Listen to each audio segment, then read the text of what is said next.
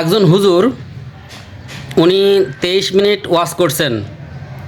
তো 23 মিনিট ওয়াজের উনি অসংখ্য ভুল এবং রং কথা বলছেন, যে রং কথার জবাব আমাকে দেয়াই লাগবে।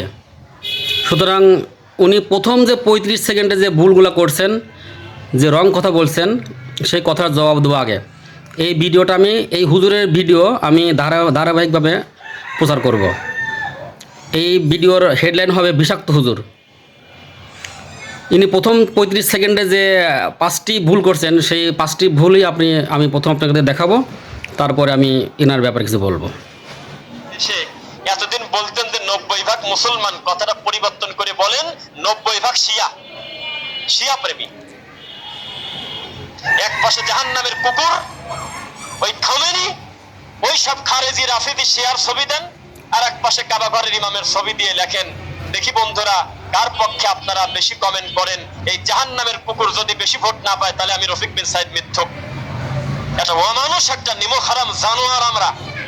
বরং বালহুম আদল, তার থেকে নিকৃষ্ট আমরা, যাদের সামনে কোরআন স্পষ্ট, হাদিস স্পষ্ট। উনি এতদিন জানতেন যে এতদিন বাংলাদেশের মানুষ সব মুসলমান, কিন্তু এখন জানেন যে 90% লোক শিয়া। এই চিন্তা এবং ধ্যান ধারণা ওনার মধ্যে এখন কেন আসছে, এই মুহূর্তে কেন আসলো? কারণ একটাই, এই মুহূর্তে ইসরায়েল এবং আমেরিকা ইরানের বিরুদ্ধে যুদ্ধ করতেছে। আর এই ইরানের বিরুদ্ধে যখন যুদ্ধ হচ্ছে, তখন বাংলাদেশের অধিকাংশ মানুষই সাপোর্ট করছে এবং তাদের ভালোবাসা প্রকাশ করছে ইরানের প্রতি। আমি বাংলাদেশের মানুষকে ধন্যবাদ দিই, কারণ যখনই ধর্মের উপর কোনো আঘাত আসে, এই বাংলার গরিব মানুষগুলা, এই বাংলার নিরীহ মানুষগুলা দেখছি এই ধর্মের ব্যাপারে সবসময় দেখি ইসলামের পক্ষে কথা বলে। আল্লাহ পাক এটাই পছন্দ করেন যে কে আল্লাহর পক্ষে কথা বলে, কে আল্লাহ পাকের পক্ষে থাকে, আল্লাহকে কে ভালোবাসে, এটাই আল্লাহর জন্য করা। আল্লাহ দেখতে চান যে ভালোবাসা হবে আল্লাহর জন্যে, ঘৃণাও হবে আল্লাহর জন্য। আমি আমার একটা ভিডিওতে এই কথাটা বলছি যে ভালোবাসা হবে আল্লাহর জন্যে, ঘৃণাও হবে আল্লাহর জন্যে। এখন কথা হলো, যখন কোনো মুসলিম দেশ কোনো কাফের দেশের সাথে যুদ্ধে লিপ্ত হয়, তখন একজন মুসলমান হিসেবে নিরপেক্ষ থাকার কোনো উপায় আমাদের নাই। এটা আমার কথা না, এটা আমাদের ধর্মের কথা।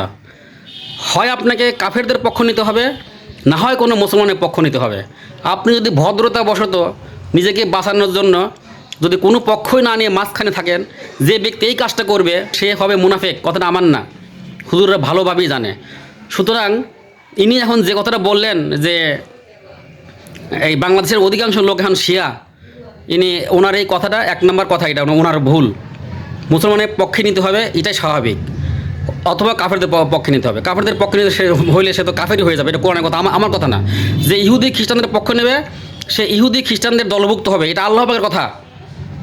সূরা মায়েদাতে আপনারা পড়ে দেখবেন ভালো করে। তাহলে উনি ভুল কথা বললেন, 1 নম্বর গেল। আর উনি 2 নম্বরে বলছেন যে আয়াতুল্লাহ আলী খামেনি জাহান্নামের কুকুর, নাউজুবিল্লাহ, উনি জাহান্নামের কুকুর বললেন। এখন এই যে জাহান্নামের কুকুর উনি যে বললেন, আয়াতুল্লাহ আলী খামেনিকে বলা হয় তিনি আলীর বংশধর। আমরা জানি না, আমি দেখছি যে ওনার যে বংশীয় যে চার্ট আছে ওদের একটা, আমরা তো বংশের কোনো খেয়াল খবর রাখি না, আমাদের দাদার পরের দাদাকে আমরা জানি না, কিন্তু এরা এই অ্যারাবিয়ানরা কিন্তু খুব ভালো খোঁজ রাখে কিন্তু এগুলা। সুতরাং এ কি আসলে আলীর বংশধর কিনা, যদিও চার্ট দেখছি আমি, চার্টে সে বংশধর, সবাই বংশধরই বলে। তাহলে সে যদি আলীর বংশধর হয়ে থাকে, তাহলে এই হুজুর কিন্তু এই মেম্বারে উঠে সে কিন্তু আহলে বায়াতকে সে গালি দিলেন সে, কারণ সে কী করে শিওর হলেন যে ইনি আহলে বায়াত না? আমি জানি না, উনিও জানে না, কিন্তু উনি বকা দিলেন। এই কাজটি করতেন আমির মুয়াবিয়া আজ থেকে 1400 বছর আগে। যুদ্ধে দাঁড়াইছে আমির মুয়াবিয়া এক পক্ষে, আলী রাদিয়াল্লাহু তাআলা আনহু আর এক পক্ষে। এই আলীর পক্ষে যারা অংশ নিল তারা হলো ইরানি, সব ইরানিরা এসে আলীর পক্ষ নিল। আর সব সুন্নি যারা আছে, সুন্নি বর্তমান নামধারী, এই সুন্নি এসে দাঁড়ালো আমির মুয়াবিয়ার পক্ষে। এই পক্ষে 2 পক্ষ যখন যুদ্ধ হলো, হযরত আলী কিন্তু যুদ্ধে জয়ী হলেন। জয়ী হওয়ার পরেও তিনি ক্ষমতা নিতে পারলেন না। ক্ষমতা কিন্তু আসলোই আমির মুয়াবিয়ার হাতেই। 4 বছর ছিলেন আলী। এই 4 বছর আলীকে এত কষ্ট দিয়েছেন এই আমির মুয়াবিয়া। তারপরে হত্যাকারীর হাতে যখন আলী শহীদ হয়ে গেলেন, তখন এই আমির মুয়াবিয়া হলেন ইসলাম বিশ্বের এই ছত্র শাসক।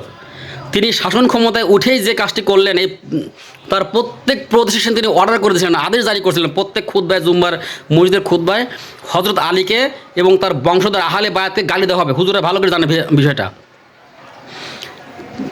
আহলে বায়াতকে গালি দেওয়ার একটা তিনি রেওয়াজ করছিলেন এবং সেটা 60 বছর ছিল এই রেওয়াজটা। পরে ওমর ইবনে আজিজ নামক আর এক খলিফা এসে এটা পরে রহিত করে তিনি আর এক নতুন খুতবা জারি করছেন। এই হুজুর কিন্তু সেই কাজটি করলেন না। এই 1400 বছর পরে সেই হুজুর দেখেন আহলে বায়াতকে তিনি বকা দিলেন। যদি সে আয়াতুল্লাহ খোমেনি আহলে বায়াত হয়ে থাকে, তিনি কিন্তু আহলে বায়াতকে গালি দিলেন কিন্তু সে, এবং সে জঘন্য একটা বকা দিলেন, যেটা জঘন্যভাবে গালি দেওয়া ঠিক না। যাই হোক, তিনি কাজ ঠিক করেন না। এরপর তিনি কি করছেন, আরেকটা ভুল করছেন কি দেখেন, তিনি কিন্তু বললেন যদি এক পক্ষে থাকে এই জাহান্নামের কুকুর, আর এক পক্ষে থাকে যদি ওই কি কাবা শরীফের ইমাম সাহেব, তাহলে ভোট কিন্তু ওই জাহান্নামের কুকুরই বেশি পাবে। উনি কি গায়েব জানেন? গায়েব একমাত্র আল্লাহ পাক জানেন। কোনো ইমানদার, কোনো আল্লাহভীর মানুষ সে কখনো ধারণা করে কোনো কথা বলবে না। ইনি ধারণা করে কথা বললেন, ইনি ধারণা করা ঠিক হলো না। ইনি ধারণা করে কথা বলা ইসলামের সম্পূর্ণরূপে নিষেধ। গায়েব একমাত্র আল্লাহ জানেন। সুতরাং তিনি কিন্তু এই গায়েবের কথা বলে ইনি একটা বিশাল বড় অন্যায় করলেন আমার দৃষ্টিতে, এবং আশা করি এটা আপনারা বুঝতে পারবেন। এরপরে তিনি একটা তুলনা করলেন যে ভোট পাবে কি হচ্ছে আপনার খামেনি ভোট বেশি পাবে। এখন কথা হলো, আসেন আমরা খামেনির মধ্যে আর কাবা ঘরের যিনি ইমাম তার মধ্যে একটা পার্থক্য আমরা করি। কাবা শরীফের ইমাম যিনি, উনি হচ্ছে একটা ইমাম, উনি বেতনপ্রাপ্ত, অ্যাপয়েন্টেড, ওনাকে ওই কাজের জন্য ওনাকে নিয়োগ দেওয়া হয়েছে। সৌদি আরবের সরকার থেকে তাকে একটা মোটা অঙ্কের বেতন তাকে দেওয়া হয় প্রতি মাসে মাসে, সেই হিসেবে তিনি কিন্তু ইমাম। আর এই যে আয়াতুল্লাহ আলী খামেনি তিনিও কিন্তু ইমাম, তিনি কিন্তু কাবাসায় যে তেহরান মসজিদের বড় মসজিদের তিনি কিন্তু ইমাম। নিয়ম আছে যে অঞ্চলের যিনি নেতা, সেই নেতাই হবে সেই জামাতের ইমাম সাহেব। ইমামতে করে তিনি নামাজ পড়েন। ইসলামের আদর্শ এটা একটা। হজরত আলী করছেন এটা, খলিফারা যে কজন খলিফা ছিলেন, হজরত ওমর, আবু বকর, উসমান, আলী, সব খলিফা কিন্তু এক কাজটাই করতেন। সুতরাং এখানে পার্থক্য, কাবাঘরের ইমাম যিনি উনি হচ্ছেন অ্যাপয়েন্টেড, বেতনভুক্ত। আর তেহরান মসজিদের আয়াতুল্লাহ আলী খামেনি যে মসজিদের উনি ইমামতি করেন, তিনি নেতা হিসেবে করেন, তিনি কোনো অ্যাপয়েন্টেড না এবং তিনি কোনো বেতনভুক্ত, তিনি বেতনও তিনি নেন না। ইসলামে এই যে মনে করেন যে এখন এই যে ফিলিস্তিনে, ইয়েমেনে, লিবিয়ায়, ইরাকে, সিরিয়ায়, এই যে এতগুলো দেশে ইসলাম, এই প্রত্যেকটা মুসলমান দেশে যে এখন মুসলমানদের প্রতি যখন অত্যাচার হয়, এখানে কাবা শরীফের যিনি ইমাম তার ভূমিকা কতটুকু, আর এই আয়াতুল্লাহ আলী খোমেনির ভূমিকা কতটুকু আপনারা নিজেরাই দেখেন। কাবা ঘরের ইমাম হইলে যে সে অনেক বড় কিছু হয়ে যায় বিষয়টা এমন না।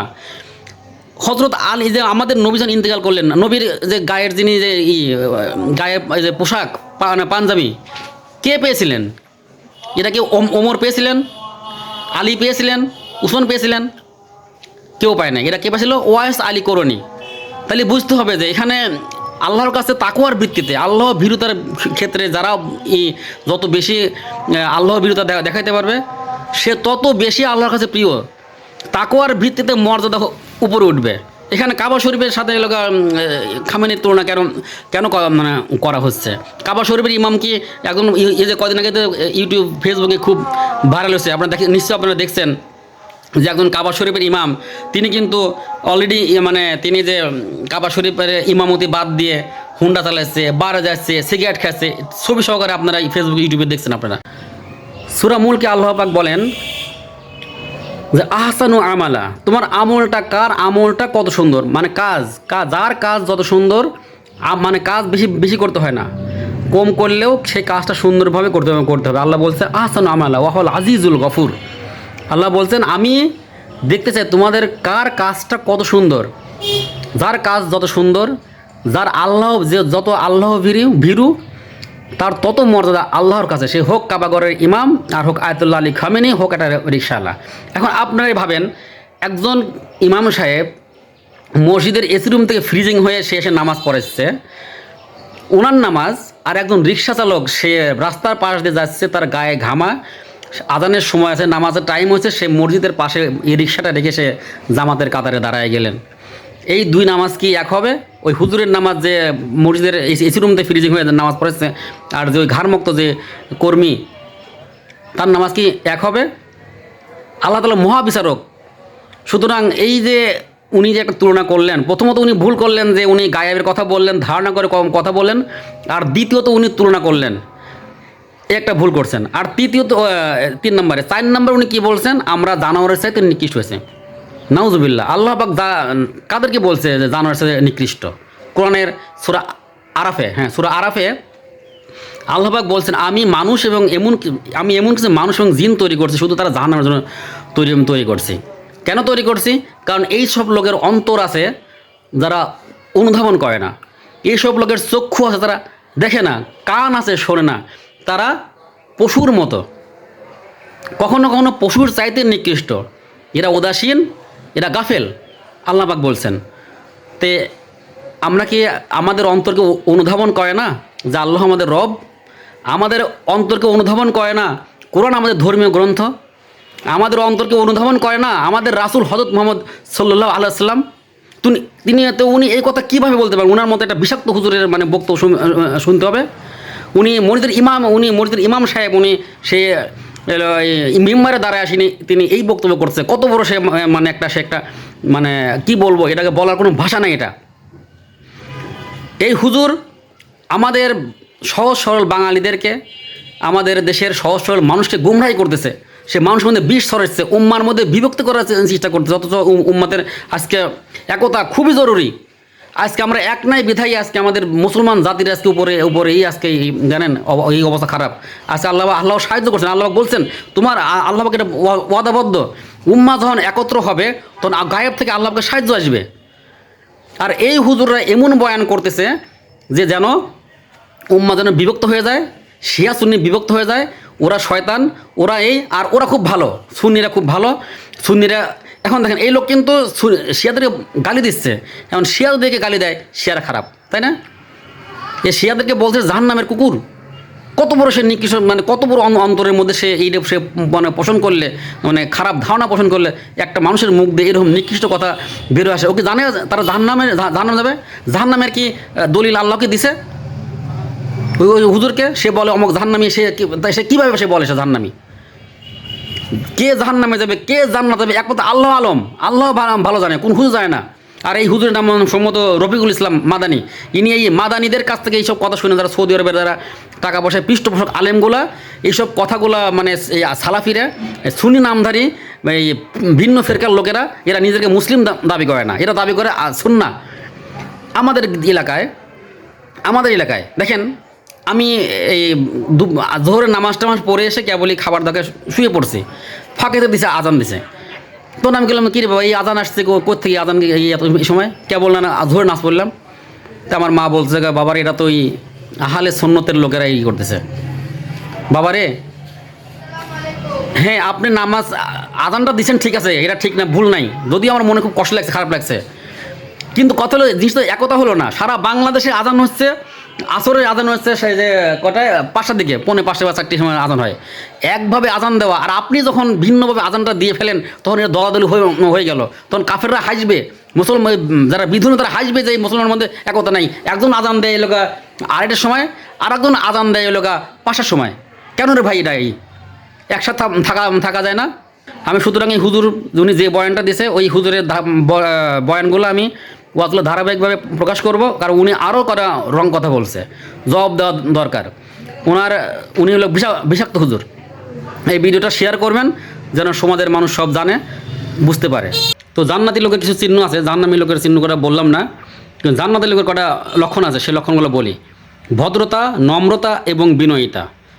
একজন ইমানদার ভদ্র হবে, নম্র হবে এবং বিনয়ী হবে।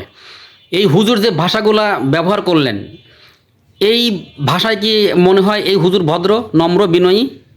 এর মধ্যে তো অ্যাগ্রেসিভ মনোভাব, এর মধ্যে তো সে রীতিমতো গালিগালাজ করতেছে, সে খারাপ ভাষা ব্যবহার করতেছে। একে কি ভদ্র বলা যাবে?